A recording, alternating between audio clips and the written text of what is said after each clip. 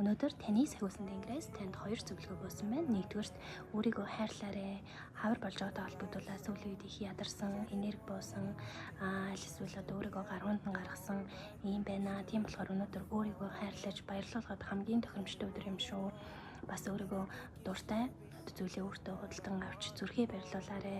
Гаднаасаа ч дотроосоо ч одоо өөрийгөө баярлуулах тэр зүйлсийг хийгээрэй. Гаднаасаа гэвэл одоо шопинг хийх, өөртөө дуртай юм авч өгөх, за өсчин ойрох стил имижээ өөрчлөх, за дотроосоо ч гэсэн бас хийлэн хийж, сарны ванд орж, бясалгал йог хийх, дуртай дуугаа хөгжмөө аяа сонсох гэх мэтчлэн өөрийгөө бас баярлуулж хайрлаарэ гэсэн байна. За хоёрдугаар зөвлөгөө бол мэдээж sexual energy буюу одоо хувилгаа үрдээ бас идэвхжүүлээрэ. Улбар шарвангийн жүрж, луун эдэрээ бас улбар шарвангийн бүс тэлий зүүж, тий улбар шарвангийн дотор хувцас өмсөж, лан асааж бас хувилгаа үрдээ идэвхжүүлээрэ гэсэн байна. Та лайк, subscribe дарахаа мартах